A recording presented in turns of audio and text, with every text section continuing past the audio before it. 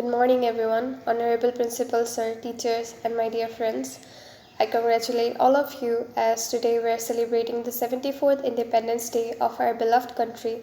It is the most auspicious day for the people of India because India became independent after lots of hardships and sacrifices of the brave freedom fighters of the country on 15th August 1947 from British Empire for almost 200 years rule.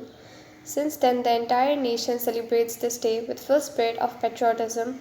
We all should feel proud to be an Indian as we got all our fundamental rights and can proudly say that it is a sovereign, socialist, secular, democratic republic. But I do like to remind you all that gaining independence was not the end of our struggle.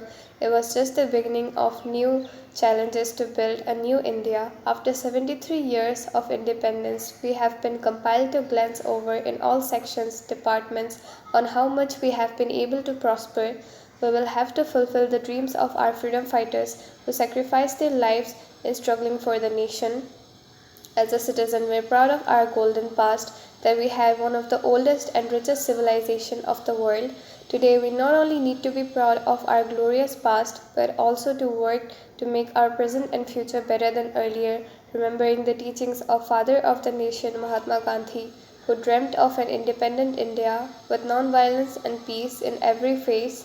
But we must realize the things happening in our country now. We should take an oath of being a responsible and well-educated citizen of tomorrow's India. This can only be done through hard work, and it will be possible only when we have a feeling of patriotism in our heart. A true patriot is that person who gives their best services in the development, progress, and upliftment of their nation as the best human resource. Hence, my humble request for all that we must contribute our best to build an all-round developed nation. Thank you.